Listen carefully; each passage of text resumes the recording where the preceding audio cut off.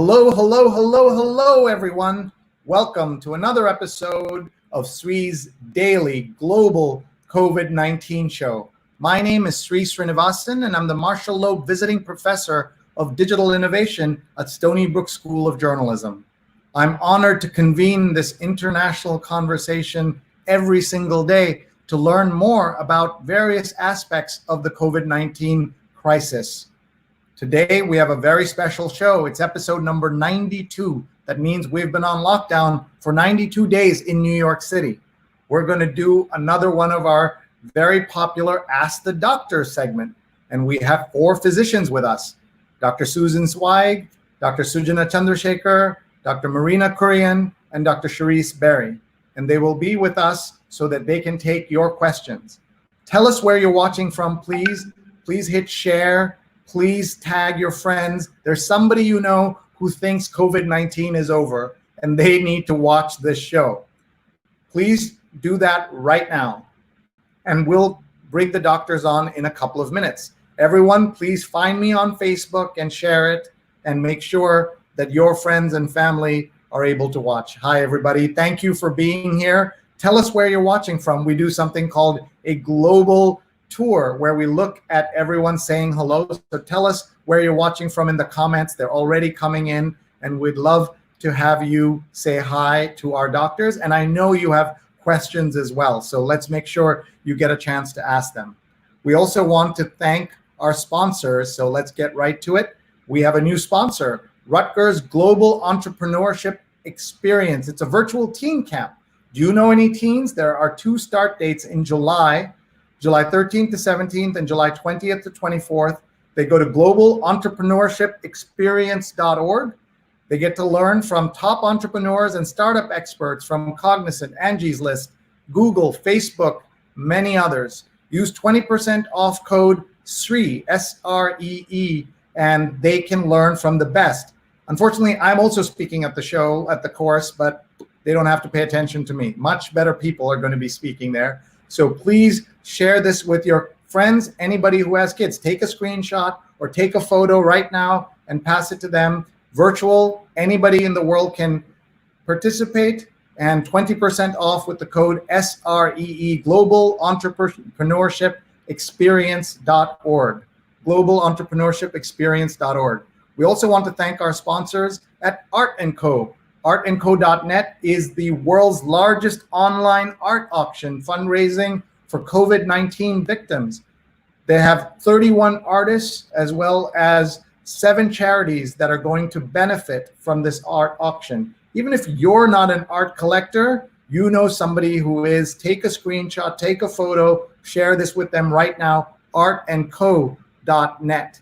And finally, we want to thank our friends at Muckrack for allowing me to do this, the Fundamentals of Social Media, a free certification course coming June 17th, but save your seats today.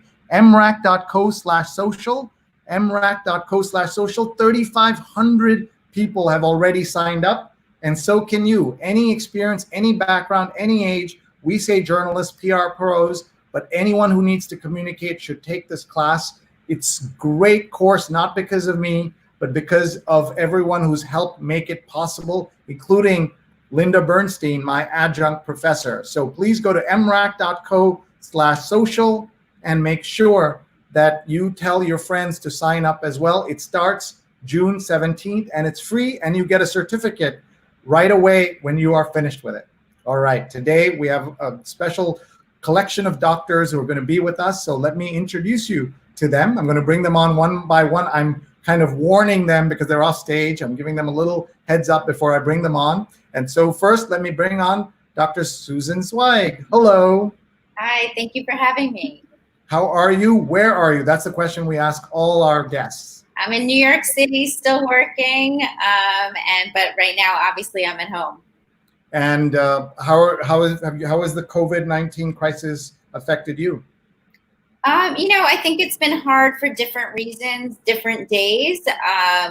Certainly, we stopped seeing patients for a while, and then different people were doing different jobs than they normally would, covering the hospital or doing other things related to COVID, we just started opening up the office recently and seeing patients again. And then, emotionally and personally, it's affected me like everyone else, not being able to see friends and family, being, sequestered at home. But, I have it okay. All right. Well, I'm glad to hear that. Tell us what kind of doctor you are so that people who are thinking of questions will be able to direct them to you. I'm an endocrinologist for adults, and endocrinology is the treatment of glands and hormones. We do a lot of things like diabetes, thyroid disease, osteoporosis, anything with a hormone or gland, cholesterol, weight management. All right. Well, I have a cholesterol issue, but I don't want to turn this into me asking you for advice. Thank you so much, doctor, for being here. Let me bring on our next doctor. Here is Sujana Chandrasekhar. Hi, doc. Hi, nice to see you again. How are you? Thank you. You've made multiple trips to this show. We're so grateful. How are you? Where are you? I'm good. I finished up a beautiful, long, and fruitful day of surgery today, and thought I'd be, the best laid plans of mice and men gang after glay, right? So I thought I'd be done a couple hours ago. I was done about, an hour ago, maybe 45 minutes ago, but things went very well. It's very, very nice to be back in the operating room with our teams and doing stuff we like to do and helping people hear again. That's so important. You're an ENT surgeon, and an ENT surgeon. And we've said that it matters now because this COVID crisis is in part all to do with the ear, nose, and throat, and this area where things can go wrong, right? Yeah, and the easiest route to spread, right? So when we talk about wearing a mask or covering your cough or washing your hands, not touching your face, it doesn't mean you can't touch like the skin part of your face. It means that if you have virus on your hands and you touch your eyes, your nose, your mouth, those are easy areas for viruses to get in. And so, yeah, we've been, I think all physicians, all nurses, all healthcare providers have been at the front lines, and each one of us, I sometimes feel like the blind man and the elephant. Each one of us is seeing something different, and we're keeping on trying to communicate to bring that together to an understanding of this disease. Well, thank you for everything you're doing, and thank you for being here with us and sharing your knowledge and what's happening right now. Just today you were in surgery. That's amazing. All right, we have one more doc to bring for this first part of the show. So please say hello to Dr. Marina Kurian. Hi. How are you guys? Good to see you. Thank you for being here with us. How are you? Where are you? I'm in New York. I'm really good. Today was a scheduled day off for me because it is, or was, my daughter's virtual graduation from high school. So that was very interesting and different. And anyway, it was an experience. And I would say congratulations to any 2020 class. I don't care whether it's middle school, high school, college. This is definitely something that is for the history books about how we celebrate, completely different than I celebrated my son's graduation 2 years ago. So, and what a difference those years have made. And those of us who do our best, right? So we did some socially distant, responsible lunching, and then she's with her friends who've all been isolated and quarantined, self-quarantined for weeks on end now. But we did our best. And the schools, all of them, and I've heard from my friends around the country, all of the schools have done wonderful things to try and celebrate the kids, which I think is so important because it is, they didn't really get to experience their senior year, spring term, which is a special time of kind of sort of working, but not really, but being at school and being like the spring term senior. I mean, we all remember that, and they didn't get that opportunity. So, I think the schools do the best they can. Yeah, and we're thinking of all graduates, as you said. So let's do our global tour, and let's make sure we get questions in from our audience, and also tell us where you're watching from. So Susan hasn't seen this before. We do this global tour where people tell us their comments and questions and where they're watching. And Shronali is watching from LA. So hi, Shronali. And Jonathan's watching from Union Square. He's watched 92 straight days, which is incredible. And these doctors are familiar with him. Rajendra is watching from New Jersey. Hello, it's Science Writer. My dad's watching from Kerala in India. Dr. Zweig, have you been to India or Asia? I've been to Asia, not India. It's way up on my list. I definitely want to get there. Great. And I know the rest of us have, but I'm sure you'll get there too. So hi, Acha. Great to see you. Mona's watching from New York. And Shonali says she graduated from Rutgers because Rutgers is sponsoring us today. Sarah says hi. Sarah helped us book a fantastic guest just this week. Her boss was with us, the Dean of Weill Cornell Medicine, and he was terrific. And one of the things that we have learned is that everybody's pitching in and communicating and talking about their work, and that really matters. Susan, if I may, tell me about why you're doing a show like this and being here with us. Why is that important for doctors to do? I think it gives a personalized approach. We have a different view of disease of someone who's just at home. We're a little closer to it. We also have some knowledge. There's a lot of misinformation out there, and I think it's good for us to be able to talk to our peers and discuss the latest research, see what's going on, and see how it's affecting everybody. And do you get trained in this stuff? How does it work? With COVID?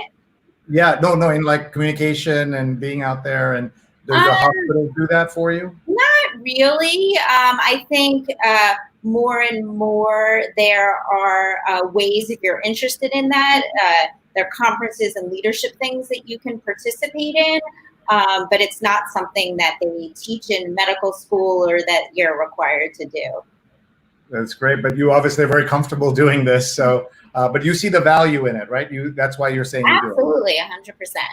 Yeah, and so tell us about what you've learned in these. What have you seen these last few weeks in terms of medicine, and what you wish everybody knew about COVID-19? People are thinking that this is kind of over, but it's not. I think that New York, which was hit the hardest so far, really understood how important it was to shut things down and for people to stay home and to wear masks. And it's evident by how our cases have been, continuing to decrease. I wish that some of the other areas of the country saw what happened to us and did the same, because you see some of the areas that didn't shut things down and people aren't routinely wearing masks, the cases are now on the rise. And that's the only way to make this stop. So I hope that, people take it seriously. I think sometimes people believe what they want to believe. And, if you want to believe that it's a hoax and you want to believe that masks don't work, you start doing that. But we have the evidence that it does work. And hopefully, I don't know if it's going to change anyone's mind at this point, but hopefully the more we get the word out there, the more people will believe it. Yeah, I think you're absolutely right. Let's go to our other docs and ask them. There've been lots of questions coming in about opening up. So Marina, let me ask you, you're dealing in your own home with children who obviously want to get out and are wanting to participate in just life as New Yorkers, life as young people. What is your message to people right now as the opening is happening? Well, I think we have to separate a little bit. Like, I'm so surprised by how well my kids have stuck to the idea of quarantine, and all of their friends, and none of them ever left the house, and they see each other on FaceTime, and I think I said this on a prior show, they keep in communication. But like, if I needed, if they need something from the pharmacy, I'm the sacrificial lamb that goes out and goes to the pharmacy to pick it up. I'm the one who's going to the store. They actually are like, hey, Mom, go, we're quarantining. And so I truly believe that the kids don't have as much exposure as even, obviously I'm going to the hospital, I'm taking all of the measures that I should be. I'm wearing masks everywhere. And of course, everybody's practicing hand washing. But I think that what I've seen from my kids and their friends, that they've really taken this really to heart. And so they're not really out there. So when I say that my daughters, with her friends, they've all been self-quarantined for these past 12 weeks. That's almost what it is, right? March 12th is when Cuomo was like, we got to rein it in. And it's been that long. And the kids have really been so good about it that I'm so much less concerned. Now, as a healthcare provider, I'm sure both Susan and Sujana have also been tested. I've been tested a couple of different ways to see if I'm positive or negative. My exposure has been less than probably Sujana.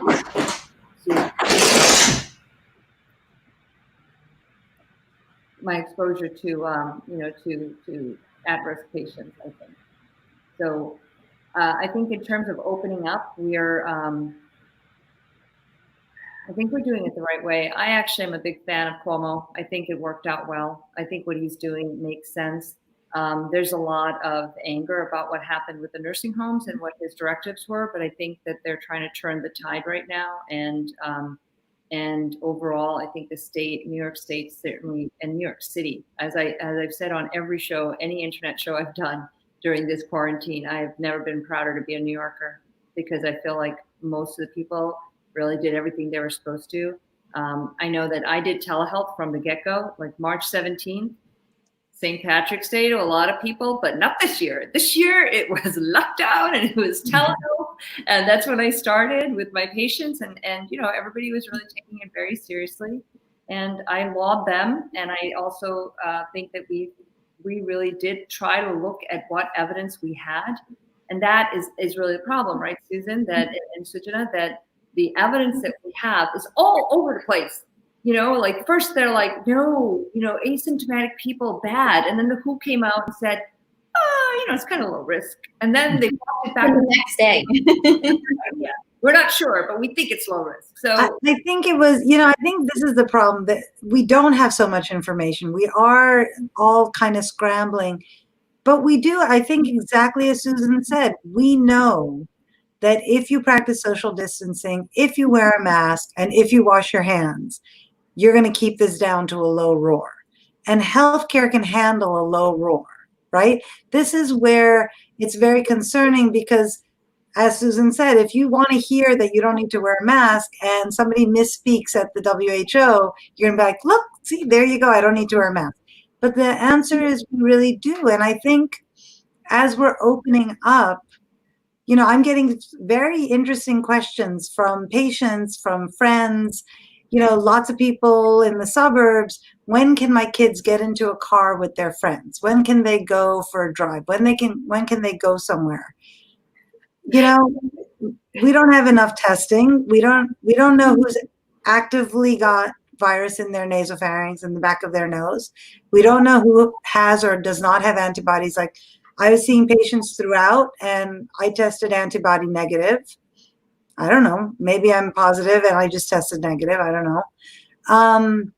And the concern is, okay, so let's say you're in a car with your masks and the windows are down, but then are you blowing sort of a jet stream around in the car? You can take this exercise to some degree. I don't know how to counsel it. I was imagining everybody hanging out the window like puppies. That's why I was laughing. I don't want the cars, out to the side. Sunroof. Yeah. Susan, we'd all just be prom girls and be hanging out the top of the car, right? Right. So, Susan, there is so much confusion, right? Because not just the WHO joining in, but also there's a very prominent doctor in Italy, in the north of Italy, which saw way more COVID than the south. And also, our family has family in Abruzzo, which is sort of mid and due east from Rome on the Adriatic. And they also didn't see a lot of COVID there. But the doctor in the north said that the virus has mutated and they're seeing much, much less COVID, almost to the point where they feel like it's eradicated. And that's something that gives us all hope that, hey, maybe that could happen here. But we're also a much larger country than Italy, obviously, way more people. What have you seen those reports, Sujana or Susan, and what do you guys think of that? The only thing I heard recently was kind of the opposite, that there wasn't a lot of evidence that it was mutating. So it can be good and bad. If it's mutating in the sense that it's less virulent and it's not going to spread as easily, that's great. But if it mutates too much, that a potential vaccine wouldn't work on all cases, that makes me concerned. I think we just don't know the data. And I think part of the problem is a lot of the data that's getting out there is not always from the best sources. It's not even in some of the top journals, they're not being properly vetted like they normally would. So I think we really have to look at the information. And, this is all new. And some people want answers right away and they get mad. Well, you said you could do this, now you can't do that. I think we're updating it in real time. And the more information we have, then we'll know. So I have a question for you, Susan, because I think people are concerned about who is actually immunocompromised and who isn't. So you take care of a lot of patients who are either on chronic medication or have some degree of immunocompromise, like the type 1 diabetic who needs insulin, or the insulin-dependent diabetic, the non-insulin-dependent diabetic, the person who's on osteoporosis meds. How do you counsel your patients as to what kind of risks they can take in terms of going out with a mask, with some social distancing, but how, because we all know about the mental health of actually going out and interacting with other people, even if it's just the cashier at the grocery store. So what advice are you giving as to degrees of risk for your patients who are on chronic medications? I think we have to take it by what their condition is. We do know that obesity, diabetes, hypertension, heart disease, chronic renal disease, these are all been shown to have a higher risk of a poor outcome, and certainly with advanced age. So those are the people that, we really stress you should be at home, try to just get things delivered. If you do go out, wear a mask, wash your hands. I tell them once you take the mask off, then you have to wash your hands again and stay home as much as possible.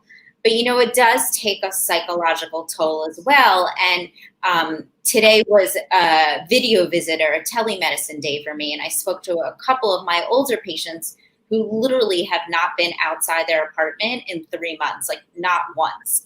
And it was taking a psychological toll. And, now that the cases are really down compared to what it was 3 months ago, I told them, I'm like, you have to go outside. I counsel them. I said, listen, wear a mask, wash your hands, don't get in an elevator with anybody else.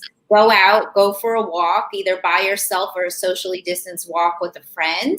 And then when you come back home, wash your hands, take off your mask, wash it again. But it's not mentally okay to just stay home by yourself all day, every day for months on end. You have to weigh the risks and benefits. In the beginning, when cases were high, I wouldn't recommend that. But now I think to go for a walk and the nice weather is good for all those conditions. Yeah, I would totally agree on that. That is true. I think, for all of us, when we do these telehealth, it is very important to add that element of exercise and sunshine, to just get out and even walk. Those are really basic things that we need, to be outside, and the human condition is really a social condition. We really do need that interaction. And so especially if you have someone who's older patient or lives alone, it can be very, very difficult. And the estimation is that the mental health issues that come out of this are already, super high, and they're just going to continue. Here, we have some comments that have been coming in. We just have a few minutes left with Dr. Zweig, so we'll make sure we ask her a couple more things. But Shaurya says, thank you, doctors, for existing. So that's, I guess, a compliment. That's nice. We have Jane is writing on LinkedIn, and I want to thank our friend Paula, who's commenting and posting on LinkedIn with us. When you say mask, we all don't have N95s. What are the next best thing? We're all trying all cotton, snug fit, with no added filters. Dr. Zweig, what do you think? I think if two parties, both you and the person around you, is wearing masks, studies have shown that the risk of transmission is dramatically decreased. I think the thicker it is, the better, and there's various degrees. The N95s, unless you're actually get what's called an official fit test that's showing no air is getting in or out, any of the other masks are good. Anything that's going to decrease the spray and decrease what's coming in for you. Remember, what you're wearing is not just protecting you, but it's protecting other people. So it's a selfless thing to do, to wear a mask, so that you, in case you have it and don't realize it, that you're not giving it to somebody else.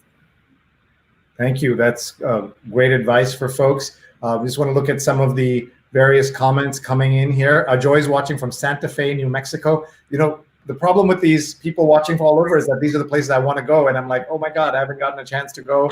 I want to go to Santa Fe. I love Santa Fe. It's really good. Oh, you have been? You Okay. can go. And now we have somebody to visit there, so that's good.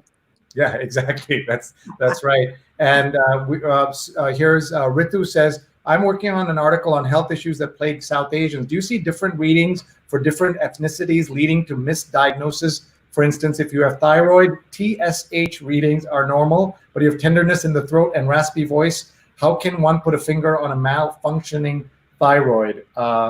Who can answer this here in this group? Susan. Susan Well, can. actually, both. There's usually, often if you have a raspy voice or a tender, I think you need our ENT expert here. We don't really see differences in TSH in different ethnic groups or thyroid disease. Other things like diabetes tends to present differently in different groups, not so much with thyroid disease.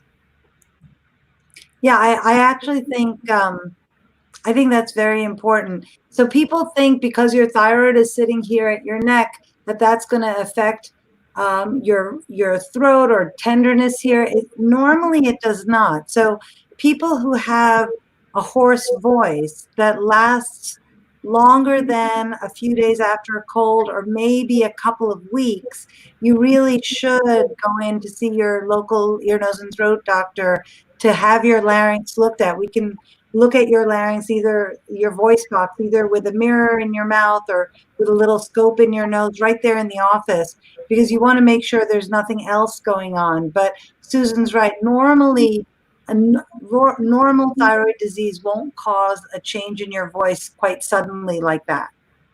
Susan, Go ahead. Marina. Before you go, I especially from an endocrine standpoint, you and I do obesity medicine as well as surgery. I have to see my patients regularly. What have you felt? Any trends or seen anything unusual about the pandemic and telehealth? Have the patients been coming in, especially if we're prolonging our phase 2 and phase 3, phase 4, certainly in the New York City area, to much longer? And out through the end of July, how does that impact care? I mean, I have my own druther and preference, and I think it's very important for patients to come in and be seen or do telehealth. What have you seen? Any trends? Anything concerning? Anything you want to warn the patients about? It's funny. We just started opening up the office to actually see patients in person recently, and I was surprised with the amount of older patients who actually wanted to come in. Part of them are just not comfortable with technology, even if we walk them through it.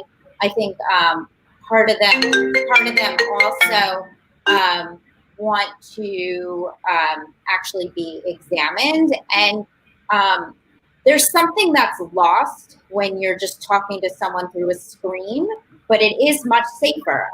I was really glad that we started telehealth right away, so that nobody was getting missed visits. What I did notice is that a lot of patients who were supposed to do certain tests, whether it was radiology exams or laboratory tests, maybe didn't want to go have those done, so they were postponing their visits from that standpoint. And I was glad that the older patients or ones with risk factors stayed home. I'd rather talk to them on the phone than have them risk public transportation or getting sick. The thing that's weird I've noticed from seeing patients in person is that I'm wearing a mask, a face shield, they're wearing a mask, and you can't really show any expression or communicate with them. So especially when I'm doing a new consult, it's hard to see how I'm feeling, how they're feeling, or to show emotion with just your eyes. And I find that kind of strange and something to get used to. The emotional part and the connection with your patient is lost when you're only seeing, this much of each other. That certainly, I can imagine that's hard. I've not been into a doctor's office yet, but I know that could be hard, because even when you're walking on the street and you see a friend, they can't see that you're actually smiling. You communicate so much with your face. Just want to get to a couple more questions before we let you go, Dr. Zweig. Let's see here. Jonathan says, for a lot of older patients, seeing a doctor is part of their social life, and that's what they're used to. Macron has a I guess, a video on PPEs and masks and educating folks on that. So that's really nice. Bala has a question. We may not be able to answer this. Due to old age, my mother's osteoarthritis. She's suffering with great pain. Please tell me a remedy, physiotherapy, laser treatments, or do any of those work? And we should say that we're not giving actual medical advice. You should always talk to a physician, and that these doctors don't speak for their institutions. They're just giving us general guidance. So with that, Dr. Zweig, what would you say on that particular question? Well, none of us are rheumatologists or joint experts, but I'm always for the least invasive first. Physical therapy, I think, does wonders for a lot of people. Exercise and strengthening muscles and joints and ligaments, around the ligaments. And certainly if that doesn't work, then to see a rheumatologist, that's the type of doctor that specializes in arthritis, and they could determine whether further treatment is needed. Thank you. We have a second rheumatoid arthritis question. Does low impact exercise on a mini trampoline or rebounder, is that good for people suffering from arthritis? Does anybody here know that answer? Jumping is usually not the best exercise for a lot of people. It's a lot of pressure on joints, but again, I'm not a joint expert. Just someone who exercises. That's pretty good. I think that a lot of joint care is atraumatic. So stretching in water or hot water baths often. But Dr. Zweig is right. Usually we advocate against jumping or jarring movements at the joints. Especially if there's osteoporosis. Then don't do it. Yes. Plyo's not that great for the joints. Okay, we're going to, before we say goodbye to Susan, we're going to have Dr. Cherisse Berry join us, and they're going to swap spots there. And I just want to thank Dr. Zweig for being here, but I wanted to say hello to Dr. Berry. Here she is. Hi, Cherisse. How are you? Good. How are you? Thank you for being here. Where are you? How are you? Thank you for having me. I work in New York City, but I do live in West Orange, New Jersey. And you're a trauma surgeon. I am. I'm a trauma surgeon, and we call it acute care surgery. So emergency general surgery, trauma surgery, and I'm a surgical intensivist. Okay, we will talk about all of that in just a minute. Before Dr. Zweig leaves, first of all, I want everyone to see how unusual this is to have 4 women doctors on a show like this. We're so grateful that they could be here, spend some time with us. We're very grateful. Dr. Zweig, let me ask you, in terms of being a female doctor, do you find that there are opportunities that you may not be getting, or where there is the women face some kind of discrimination in the medical field? I think all of us have been in the game, so to speak, for a long time, and we're kind of used to it by now. Now more than 50% of the medical students are women. So it's definitely changing, especially in the field of endocrinology. When I originally would go to conferences, it was all old men. Now it's all young women. So the face of medicine is definitely changing. And I think probably I can speak for most of the people on the panel that we've learned how to hold our own. Sometimes you still look around the country and in general, and leadership is highly male-based. But I think that's changing over time, as you can see by your panel. Yes, and I definitely appreciate it. So, Dr. Zweig, we'll let you go. I know you're on social media, but I don't know how comfortable you are sharing how people can get in touch with you, or if you want to just tell us about where they can find you for the work that you do. So I'm at NYU Langone Health Medical Center, and you can find me that way. And I look forward to helping anybody who has an endocrine issue. And remind us, what are the things that people reach out to you for? I see a lot of patients with diabetes, thyroid disease, osteoporosis, fertility disorders such as polycystic ovarian syndrome, obesity, anything with a hormone or a gland. So you must certainly be busy all year round. All right. Well, our guest has been Dr. Susan Zweig. We'll say goodbye, and we'll have the other doctors say goodbye to you. Thank you for your time. Bye, Susan. It was lovely talking to you. Likewise, likewise. And we had that exchange earlier in the prep that the two doctors from NYU didn't necessarily know each other. Cherisse and Susan hadn't actually met. It's a big place with a lot of doctors, right? Yes. Yes. Well, now if this ever ends, we'll have to go out to dinner. Yes. Definitely. That's Outside. awesome. We got to sit outside. Absolutely.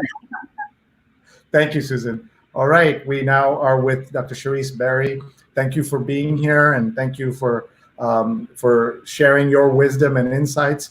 Tell us a little bit about how you've been affected by the COVID-19 crisis. What kind of work were you doing? How did it change? And then we have lots of other questions that we want to ask you too. Sure. So as I was saying earlier, I am a trauma surgeon and an emergency general surgeon, as well as a surgical intensivist. And so when we began seeing the surge of patients, specifically at Bellevue Hospital, we immediately had to make some adjustments. So we normally have, emergency general surgery that comes in. We had to allow our other colleagues to take over those cases so that we could sort of focus in on the really critically ill patients that were both medicine and surgical. And so we had to sort of divvy up the hospital, create space where there wasn't space to try to fit all the patients that came into our hospital. And we had just such an amazing group and staff that worked incredibly hard to get that, to make that happen. Creating new ICU spaces and being able to house all these patients that came through our door. So, we all sort of took on different responsibilities, but we got the job done. I spent 2 years, my first 2 years of training in general surgery at NYU Bellevue.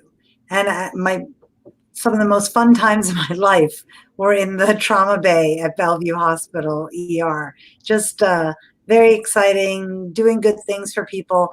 But, on a normal day, the Bellevue ER is just jam-packed.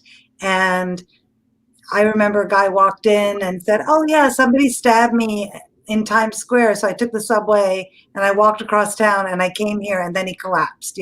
Funny things happen at Bellevue, things that you only ever read about in a book somewhere.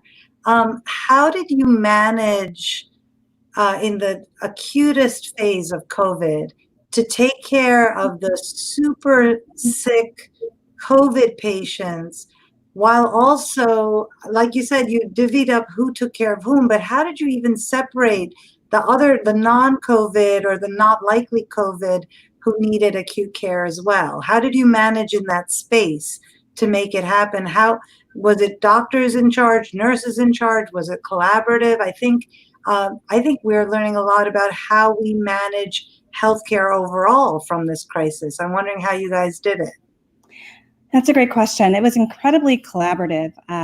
We ended up separating our COVID patients from our non-COVID patients. So we had one floor, which housed most of our ICU patients, became sort of the COVID critically ill floor. And then our non-COVID patients went to a different part of the hospital. And we did the same thing down in our emergency department. So those that were COVID patients were in one area, and those that were non-COVID were in a different area. I think it was very interesting that as the surge took place, we didn't see a lot of traumas. We didn't see a lot of non-COVID emergency patients, which we all were wondering, what happened to the non-COVID volume. And the only thing that we can sort of determine is that perhaps people just stayed home, which, our entire hospital was almost all COVID patients at one point. And so, I think that happened at quite a few different hospitals, not only in New York, but across the country. Cherisse, one thing you just said, that we weren't seeing as much usual general surgery or other illness. Like, people weren't coming in with pain in the left lower part of their abdomen, right? Like we'd say diverticulitis. they weren't coming in with right-sided abdominal pain, which could be gallbladder, could be your appendix, right? So, but what I did hear from some of my colleagues, and certainly you being on the front line of all that, may have seen it as well, that everyone was seeing now not early appendicitis, but perforated appendicitis, and not seeing easy diverticulitis that you treat with antibiotics, but now you see somebody who has an abscess or needed further therapy and would therefore be in the hospital for longer, which I think is some of the dangers that people need to recognize. If you have pain, you still need to reach out to, if you're not feeling well, reach out to your primary care physician. If their offices are closed, they always have a backup. In this area, CityMD, I think, helped a lot of people as well, or an urgent care center, because people were afraid to go to a regular ER. So I think it's so important to underline that if you're not feeling well, you still need to get checked out. You can't just ignore it. It's absolutely. I was actually on call last night, and I I had no idea. No, it's okay. It's okay. Brilliant. I should have been a trauma surgeon. What's going on here? No, I ended up seeing a patient for appendicitis, and ended up being, an infection of the appendix, and it was so far along that it involved the colon. So it ended up, an operation that typically takes, 30 to 45 minutes, ended up being a much more involved operation. And it didn't need to be, because I think people are just afraid to come to the hospital. And if I can only say one thing, it's okay to come to the hospital. You're going to be met with people that are in masks. They have set up areas in the hospital where, you don't have to worry about, getting COVID. We're all in masks. We're all in our PPEs. Don't wait. If you are in pain, if you need to see a doctor, please come see us. And it's not just pain. If you're short of breath, all those things, all the things that you normally would be like, I'm gonna call my doctor. Well, call your doctor. And if your doctor's not there, there has to be somebody covering, or there'll be a message on where you can go. But also the urgent care centers in the areas are still available. Yeah. And a lot of us have opened up our offices, right? So I think part of the reason why, my office, we saw emergency patients in that first month. We did a lot of telemedicine, but we wanted to save the ER for the people who needed the ER, right? So if I could take care of your bad nosebleed in the office, or your bad earache in the office, or your foreign body somewhere, or whatever, I'd rather take care of it in the office. But then if you needed to go to the ER or the hospital, we were able to get you in even when COVID was at its peak in this area. I think by the same token, one of the people earlier, Cherisse, had asked, what do you do about this hoarseness? Well, untreated hoarseness, unrecognized, could be bad reflux of acid from your stomach, but it could be an early cancer. So you need to come in and have us take a look at you. And, we took a pause to see what we do that's important and what we do that could be delayed. And it turns out doctors, nurses do a lot of important stuff. So I think coming in to see us, whether it's in the office setting, whether it's in the emergency urgent center setting, or in fact, if you're having shortness of breath, chest pains, abdominal pains, something that needs to be seen emergently, you need to go to the ER. And I think patients should understand, both in the New York, New Jersey area where we're just starting our recovery phase, but in fact, in other parts of this country and this world where the cases are still on the upslope, I think people have to understand that the healthcare facilities are making sure that they will be as safe as possible when they get there. Absolutely. I know when you register, their plexiglass that's up. People are keeping their social distancing. Everyone has on, masks, gowns, gloves, and that's throughout the hospital. And so, it is safe to come to the hospital, and I encourage everyone to come that needs to come. I think it's also important to recognize that this has been a learning curve for everybody. And I think I said on the last show, right, Sujana, that this has just been a treasure trove for the researchers, even though there's been some bad research that came out of it or some confusing information. But in general, we're all kind of learning as we go what works, what doesn't work. And I think that what I've found from talking to the residents and the nurses that have been testing people that have worked throughout this entire pandemic in labor and delivery, in doing the actual screenings for staff and patients coming in, is that they've taken such precautions that they haven't actually gotten sick. So I think early on, when it wasn't as clear, there were some people who got ill from the disease. But I would say that in the past, I want to say 8 weeks to 9 weeks, we found that the teamwork, the washing the hands, wearing the protective gear, identifying, now that we have better testing and more access to testing, which maybe Charisse, you can talk a little bit about that we've identified people that, definitely go home. You're not welcome here. Go home. If you're a staff member and you're not too sick, you can go home and recuperate at home. But we've been able to identify people who are at risk, people who are in the clear. And because of that, we've been able to sort of get an overall plan and prevent the healthcare workers from getting super sick with it, which is what we saw in China and in Italy, that early on when they were trying to figure it out, that they had a lot of healthcare workers that end up contracting the disease and getting sick. Not to say that we haven't, we certainly have. But Sure. From what I've been hearing in the past few weeks, it's been less. Well, I can definitely speak, for Bellevue, before you can enter the hospital, you get your temperature taken. And so if your temperature is elevated or high, then you go through a screening. And so, it's really about being symptomatic or having symptoms.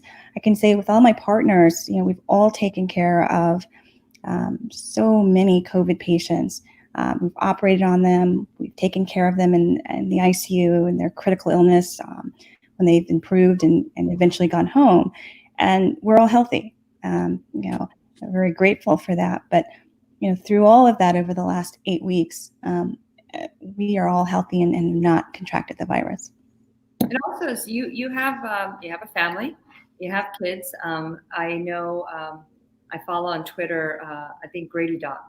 And she, has this whole process that she detailed on Twitter about what she would do when she came home and how until her clothes were in the washer and she had already had like a decontamination shower, she wouldn't even come into the house really to see the kids or forget kissing your husband. That's how you don't hug the kids. You're like that. So which is harder when you have small kids, but you were able to not only keep yourself safe, which is I think hopeful for people to hear. You were able to keep yourself safe and also keep your family safe. Yeah, so I have a 9-month-old son and I have a 3.5-year-old son.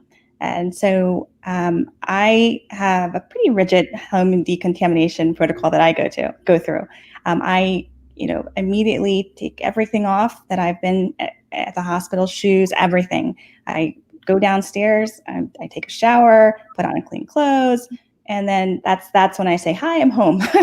Now I can hug you, kiss you, engage and play, and I just want to make sure that I'm not, taking things from the hospital into my house. And it's interesting because as this pandemic started, my dad's an ENT surgeon, and he had that routine my whole life. Like he would just come home from the hospital.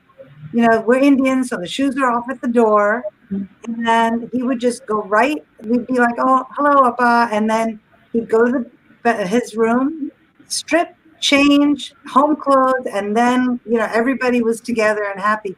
And it didn't dawn on me until this pandemic started.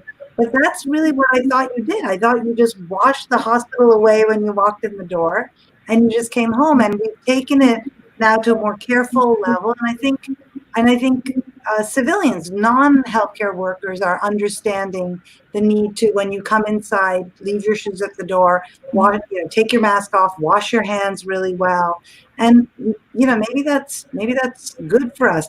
Mark Lee, who is just terrific. He's one of Shree's regulars, and he runs a talk show. He's talking about the almost the inequity of testing facilities, where there are some areas where there's a lot of testing and many areas where there's not a lot of testing, and maybe we really are only testing symptomatic people. And then he also mentioned that he sees doctors walking around without wearing masks and without really doing social distancing. And in many ways, we are the worst patients, but I think most of us are taking this seriously. I will tell you, Mark, from my perspective, now that we're back to doing elective surgeries, we are testing all surgical patients, whether they're elective or emergent. And so we are having a baseline, but that's kind of a high bar if you have to have surgery in order to be tested. And I'm wondering if Charisse or Marina has some idea about how we test better, or how we get more of a sense of where our community is in the communities where we live.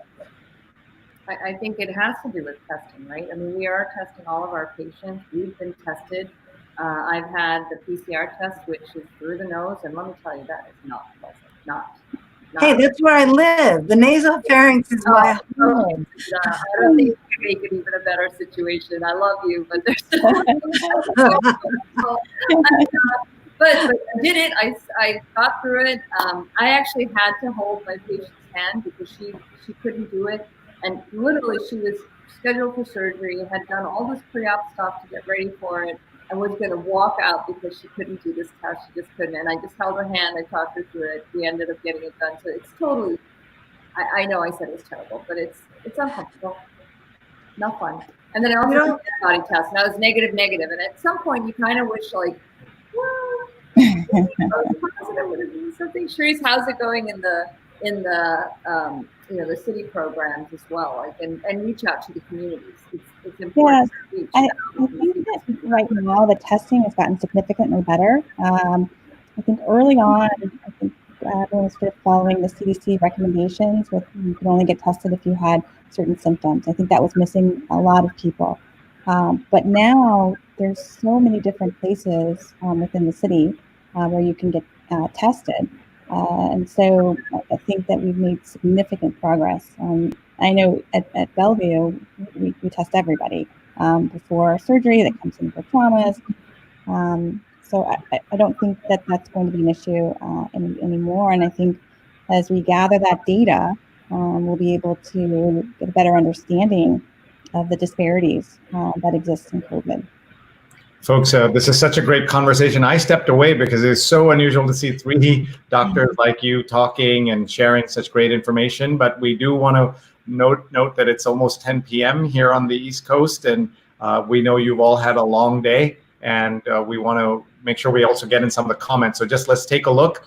J. Roll says, do you think that most primary care physicians should have shut down as they did in Massachusetts?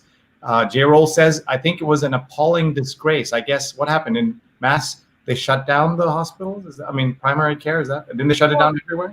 In the beginning, almost everywhere, the private offices closed because we really did not have an idea of how things were spreading. We did not have access to PPEs, which is personal protective equipment, for our staff or the physicians or the nurses or the ancillary personnel in our offices.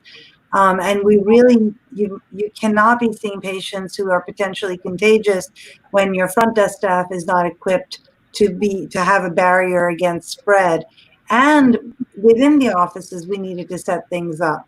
I think many offices relied on, we have a number of offices. I work with ENT and Allergy Associates, which is 44 offices in the New York area. So we assigned in each regional area one office that stayed open for that first really awful month for emergency visits. But I think what happened is we rolled into telemedicine. We were all learning as we went along, and I think that patients should never feel like their physicians are abandoning them. I don't think anyone ever meant to abandon their patient, but I think we have to make sure that we can take care of our staff and our patients and keep everybody safe when we're seeing patients in the office.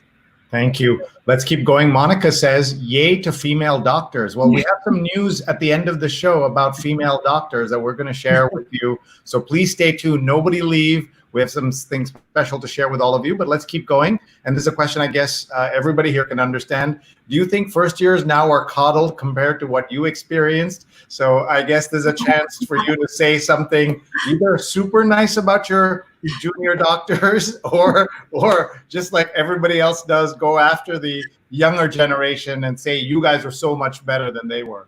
Well, Charisse and I are biased, I think. We have some great residents at NYU. I also have great residents at Lenox Hill. I'm at 2 different hospitals. And I think that we are all working within the confines of what we consider to be appropriate medical education right now. And what has changed is that framework of how we were trained. Sujana and I trained in serfdom.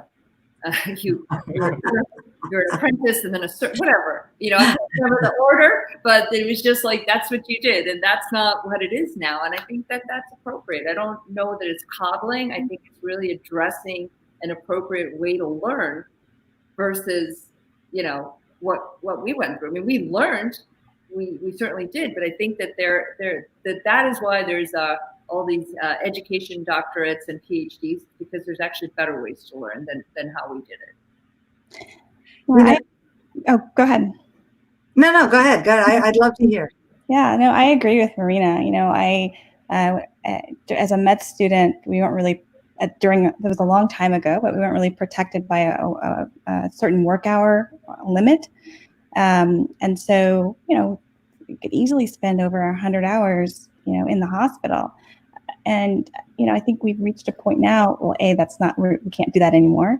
And B, having a work-life balance, I think, is very important. And I think it makes you a better doctor.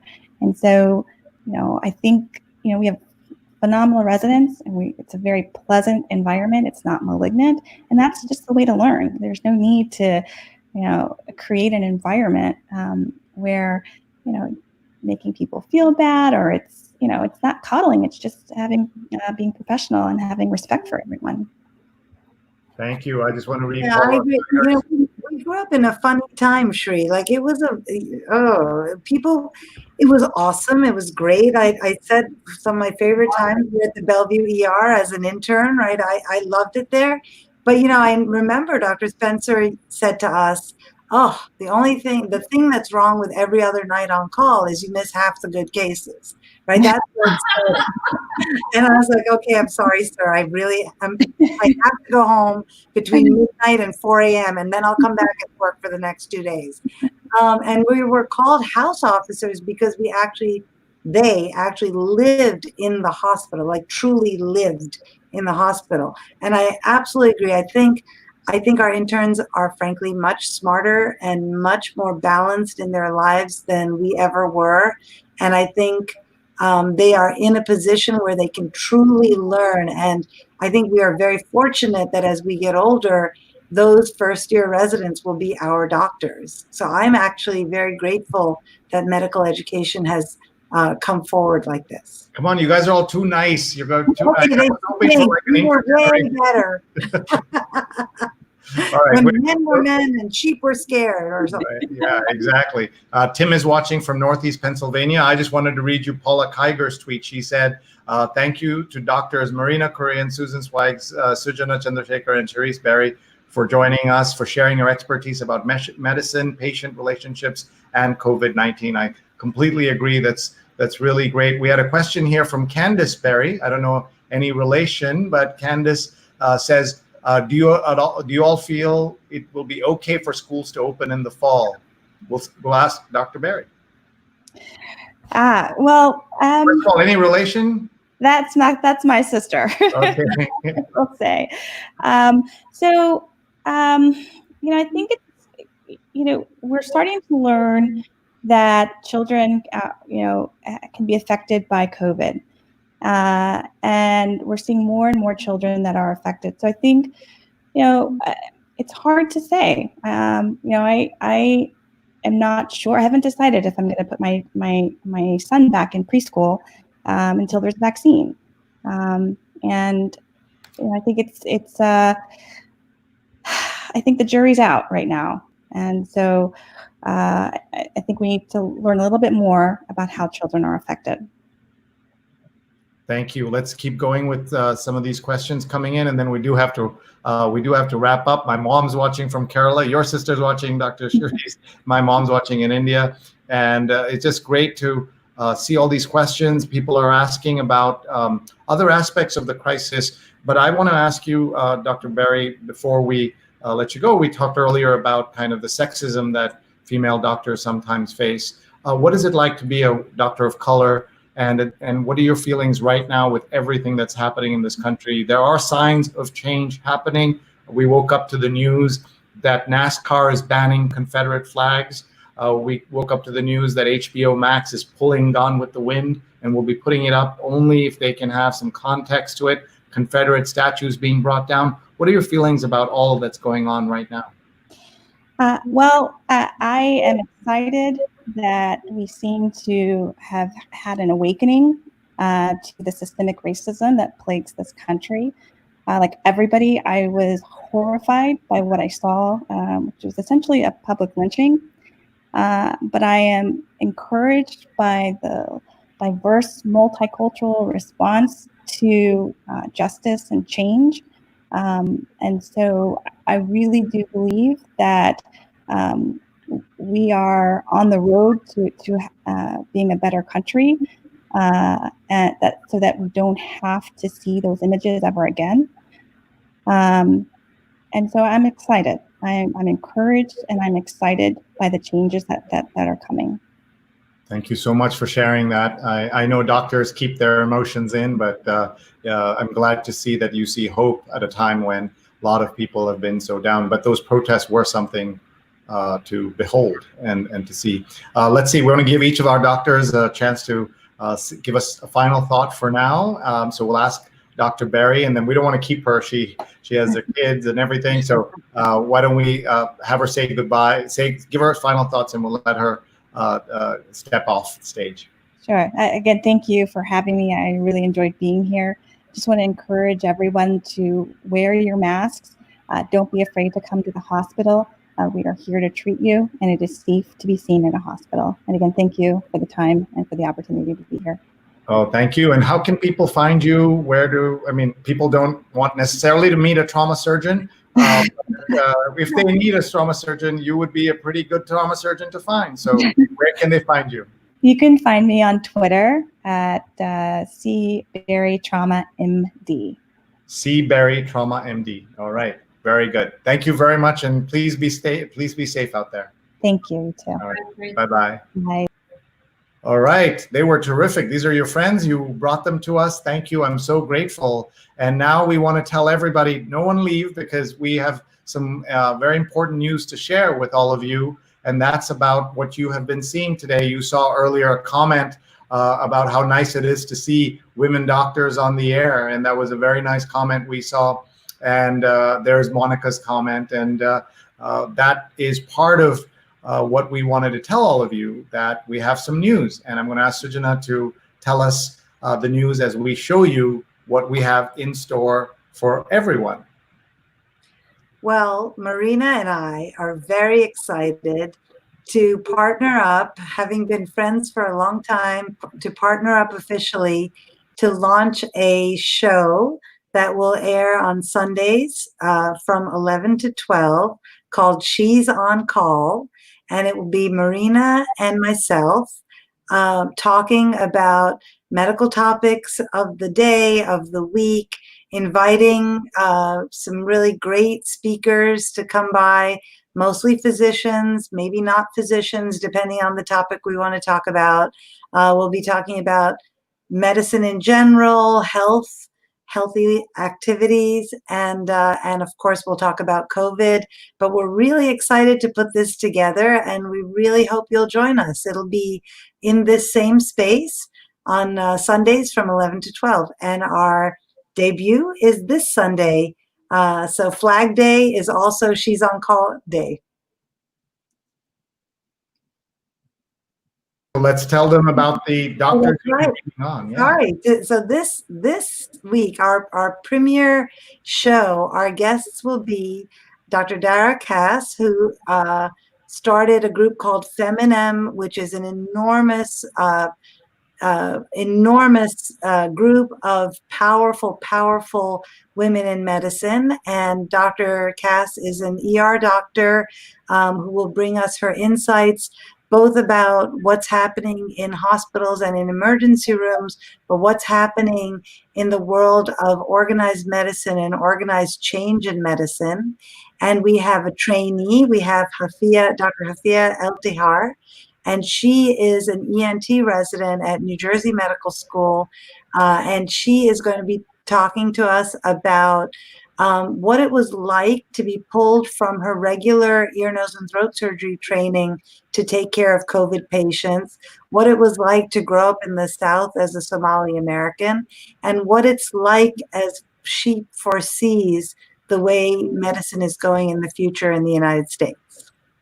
That's so exciting, and I'm delighted that you're doing this. This is exactly what I think people need to see, women talking about showing off their expertise in areas that we don't always see on television. And so we're doing our own here, and I'm just delighted that you're able to do this. Marina, how are you feeling about this? Oh, I think it's fantastic. Sujana and I have known each other, as you said, for many, many years, people. Let's just be real. We've known each other for a while. But we're not stuck by hanging out all the time, but we reconnected actually through Sree. And, Sujana also sees my folks, but separate thing. But it's nice to meet like this, and what we've both discovered is that we really are able to explain a lot of the medical jargon and the lingo to our patients and our friends and colleagues so that they all understand. And I think that that's important when you get bombarded with all this medical noise and you're not sure how to keep track of it or what to really say is like maybe a voice of reason. And I like to think that the two of us are true voices of reason. You are voices of reason, folks. The show is called She's on Call, and it starts this Sunday, June 14th, 11 a.m. to noon. Everyone, please follow She's on Call on Twitter, on Instagram, on YouTube, Facebook. We're still populating all those channels. She's on Call, and we're just delighted that we can partner on this. I'm not going to be on camera. I'm just going to be behind the scenes pushing the buttons and taking orders from these ladies as they tell us and share with us their immense knowledge and wisdom. So we're grateful to everyone for being here and for encouraging them. And I know they'll be looking for doctors to come on the show and other experts to come on the show. They'll be looking for sponsors and all of that. And my team at Digimentors is really honored to partner with them and very excited with what they're going to build and what they're going to show all of you. So please tune in again. Just a reminder, everyone should take a photograph and share this with their friends and family on Sunday at 11 a.m. Eastern time. And that'll be a time that people all over the world can watch, and also people on the West Coast can join as well. And we should also say that the hashtag is going to be She's on Call. And we'd love your ideas. And our friends at Scroll.in, one of India's leading news and independent culture websites, is going to be live streaming this at the same time. So they have millions of followers on social. And we want to talk to sponsors who want to support this kind of accurate information going out into the world. These two doctors have helped so many of my viewers over the last 92 days. Marina was an early guest, and so was Sujana. And then I have a spin-off radio show on WBAI, and Marina was my very first guest. And so I'm so grateful to both of you for all the wisdom and insights you've shared with me and my audience. And now you're like going off. I hope you'll remember us and come back on our show once in a while. And we wish you the very best. So I'm going to say goodbye to both of you so you can get back. And I know that we have a planning session right after this, so we're going to get to that. And I'm going to say goodbye and thank my sponsors, things that you'll be learning to do yourselves, but wish you both the very best. Thank you so much, Sree. It was another great show. Thank you. Thank See you all on Sunday. Yeah. So see you. Bye-bye. Guys. And another show comes to an end, 92 in a row. I want to tell you about our 93rd show, which is going to be tomorrow. And it's a very important question about what it's like to be an African-American in this country and witnessing trauma, witnessing a protest. What is happening there? So the topic is called Bearing Witness While Black. Alyssa Richardson, PhD, Dr. Ali Black, author of Bearing Witness While Black, African American Smartphones and the New Protest. She's a scholar of race, digital activism, and the press at USC. She'll be with us for the hour, 9 p.m. Eastern, tomorrow, Friday. Everyone, please mark your calendars. Please share with your friends so that you can join us. We want to thank our sponsors, Rutgers Global Entrepreneurship Experience Virtual Teen Camp. Learn from top entrepreneurs and startup experts and use the code SREE for 20% off. globalentrepreneurshipexperience.org, globalentrepreneurshipexperience.org, 20% off. They start in July. There are 2 sessions in July. I know you will benefit from, any teenager you know would benefit from this. So globalentrepreneurshipexperience.org, use the code SREE, S-R-E-E, for 20% off. We also want to thank our sponsors, Art & Co. Get involved with the world's largest online art auction fundraising for COVID-19 victims, artandco.net, artandco.net. And finally, we want to thank Muckrack Academy for allowing me to create a free course for all of you, Fundamentals of Social Media, open to everyone, not just journalists and PR professionals. Free certification course starts on Wednesday. mrac.co/social, mrac.co/social. Please join us. Please take a photo. Please share this with your family and friends. Any age, any background, any experience. 3,500 people have signed up already. We want you to sign up too. We'll just glance at the comments here. There was a comment saying, why aren't you asking Russia for the cure, as if Russia has the cure? Let's see who else is watching. Anand says, thank you for the show. Jonathan says, great show. And we're just so delighted that everybody's been able to be here. Paula did an amazing job on LinkedIn, connecting everybody there. And my dad says hello to Dr. Kurian. And Makran says, she's on call, yay. And that is pretty cool. So Paula is also sharing the information about this. So She's on Call starts on Sunday, and that's a spin-off show of all the kinds of things that you've been seeing that we've been covering. And we're so grateful to Sujana and Marina for doing that. And it's going to be awesome. So thanks very much, everybody. I'm going to say goodbye, and we'll see you soon. Please stay in touch, Sree@Sree.net. We're looking for guest speakers, sponsors, themes. Email me, Sree@Sree.net.